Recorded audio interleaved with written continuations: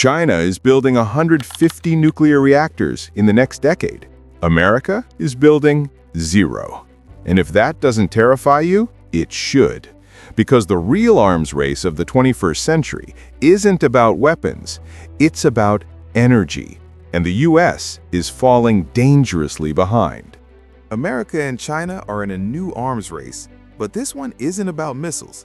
It's about energy, the fuel of AI, robotics, electric vehicles, and the entire 21st century economy. And right now, China is pulling ahead, fast. If America doesn't catch up, the jobs, the innovation, the global power, they won't be built here. They'll be built in China.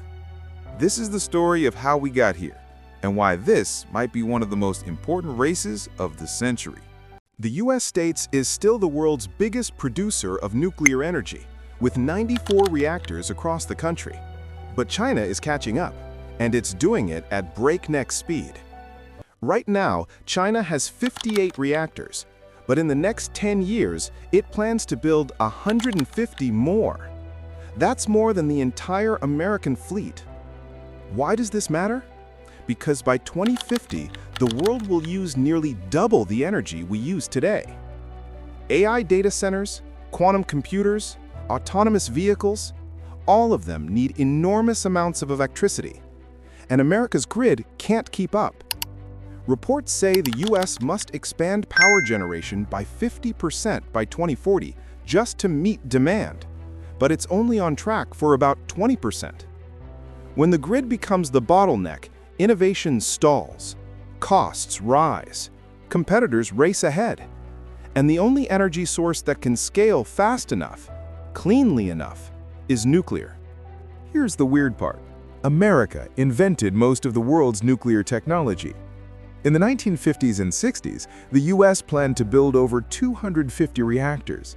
Nuclear was supposed to power the future. But then came 1979. A mechanical failure at 3 Mile Island, no deaths, no environmental damage, triggered nationwide panic. The media went nuclear. Protests erupted. Trust collapsed. Regulations multiplied. Costs exploded. Projects were abandoned. The West turned away from nuclear. And in 1986, Chernobyl sealed the deal. Public opinion across Europe and America evaporated overnight. For the first time since the Industrial Revolution, energy progress stopped. But while the West slammed on the brakes, China hit the accelerator. In the 1980s and 90s, China's economy exploded. Coal powered the rise, but it also poisoned the air, and Beijing knew coal wouldn't last forever. So the government made a long-term bet.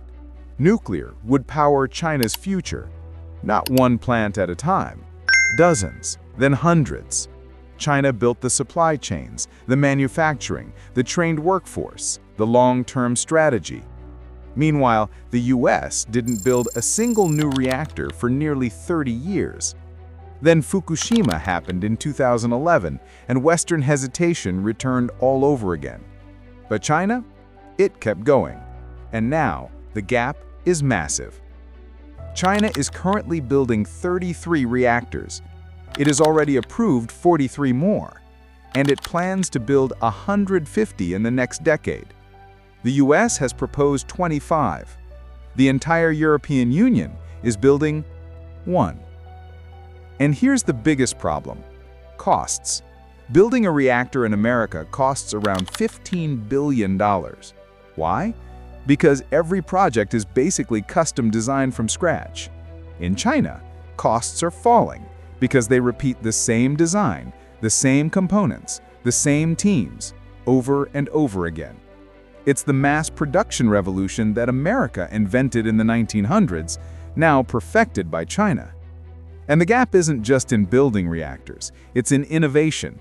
China recently connected the world's first fourth-generation nuclear reactor to the grid. Experts say China is 10 to 15 years ahead of America in this technology. China and Russia already have small modular reactors, compact nuclear units perfect for AI data centers. The US has promising designs, backed by tech giants like Google, Amazon, and OpenAI, but most American projects are still delayed over budget, or stuck in regulatory limbo. Even in fusion, the holy grail of energy, China's centralized system may push it ahead. America excels at breakthroughs. China excels at scaling. And in energy, scale wins. At its core, this is a clash between two systems. America, endless innovation, private capital, slow construction. China, long-term strategy, state-backed funding, fast, coordinated building. When Beijing decides a reactor gets built, it gets built. When the US decides to build a reactor, you might see it in 15 years. Maybe. Energy is the foundation of everything. AI, industry, manufacturing, national security. Whoever controls energy controls the future. Right now, China is racing ahead in a supercar. America is trying to catch up in a wheelchair.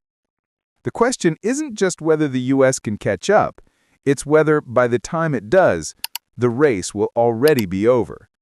This is the new nuclear arms race, and the world is watching who wins.